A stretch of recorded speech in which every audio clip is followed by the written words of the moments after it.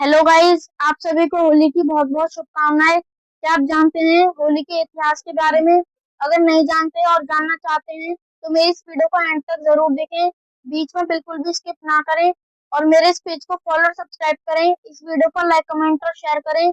ज्यादा से ज्यादा शेयर करें ताकि वीडियो और लोगों तक पहुंच सके और उनको भी होली के इतिहास के बारे में पता चल सके। होली भारत का प्राचीन वसंतोत्सव है, जिसका इतिहास भक्त प्रहलाद और होलिका की पौराणिक कथा बुराई पर अच्छाई की जीत से गहराई से जुड़ा है।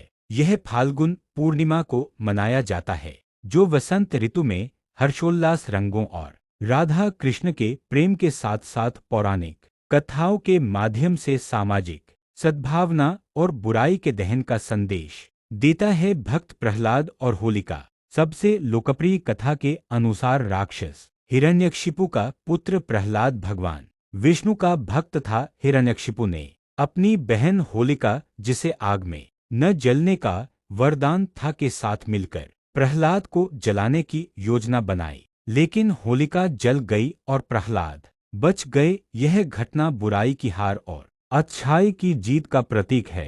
राधा कृष्ण का प्रेम। होली को राधा कृष्ण के निश्चल प्रेम और उनके द्वारा ब्रज में बरसाने से शुरू की गई रंगों की परंपरा से भी जोड़ा जाता है, जिसे लठमार होली के रूप में याद किया जाता है। कामदेव और शिव कथा। एक अन्य मान्यता के अनुसार भगवान शिव की तपस्या भंग करने पर उन्होंने कामदेव को भस्म कर दिया था। बाद में शिवजी द्वारा उन्हें पुनर्जीवित करने की खुशी में यह त्योहार मनाया गया। प्राचीन नाम होली का उल्लेख वेदों और पुराणों में भी मिलता है, जहां इसे होलिका, होलाका या नवत्रैष्टि यज्ञ के रूप में जाना जाता था। उद्देश्य यह त्योहार शीत ऋतु की समाप्ति और वसंत के आगमन के साथ नकारात्मकता को जिलाकर प्यार और समानता का संदेश देता है।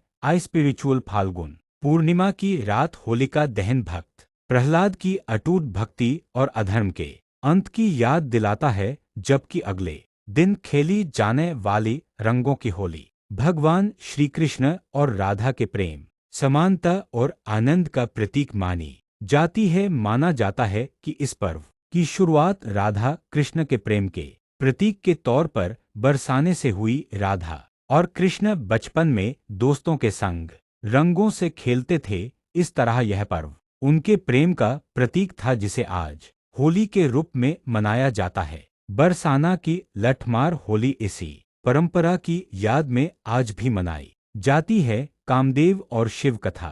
एक अन्य मान्यता के अनुसार भगवान शिव की तपस्या भंग करने पर उन्होंने कामदेव को भस्म कर दिया था। बाद में शिवजी द्वारा उन्हें पुनर्जीवित करने की खुशी में यह त्योहार मनाया गया।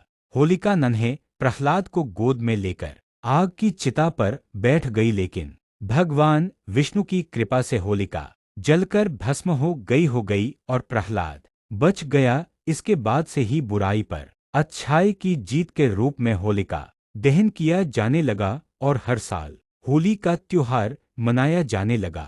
होलिका हिरण्याक्ष एवं हिरण्यकशिपु नामक दैत्यों की बहन और कश्यप ऋषि और दिति की कन्या थी। हिरण्यकशिपु के कहने पर होलिका प्रहलाद को मारने के लिए अपनी गोद में बैठाकर आग में प्रवेश कर गई, किंतु भगवान विष्णु की कृपा से तब भी भक्त प्रहलाद बच गया और होलिका जल गई। तभी से बुराई पर अच्छाई की जीत के रूप में होलिका दहन होने लगा और ये त्योहार मनाया जाने लगा। शिव पार्वती और कामदेव की कथा। एक कथा के अनुसार संसार की पहली होली भगवान शिव ने खेली थी। होलिका के पति का नाम इलोजी है, हालांकि कुछ पौराणिक कथाओं में उनके पति का नाम असुर विप्रचित्ति भी बताया गया है, लेकिन हिमाचल प्रदेश और राजस्थान में प्रचलित लोक कथाओं में इलोजी और होलिका की प्रेम कहानी प्रमुख है, जिसके अनुसार उनका विवाह तय था, लेकिन होलिका दहन की रात ही उनकी शादी होने वाली थी।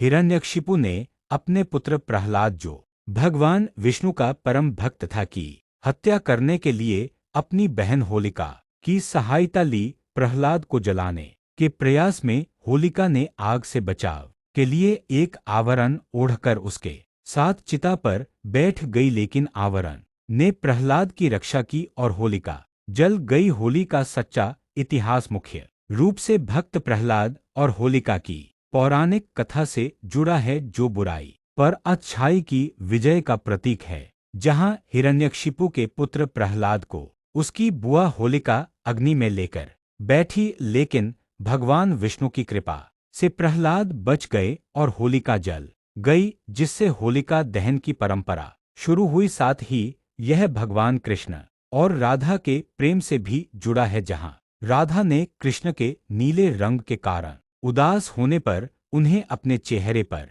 कोई भी रंग लगाने की अनुमति दी थी, जिससे रंगों का त्योहार शुरू हुआ। जी हाँ, होली का दिन स्वयं को शुद्ध करने और सर्दियों के मौसम में हुई किसी भी एलर्जी से अपने शरीर को मुक्त करने का दिन है। होली पर लकड़ियां जलाने और घूमने के पीछे वैज्ञानिक कारण यह है कि अलाव की गर्मी से कीटाणु नष्ट हो जाते हैं।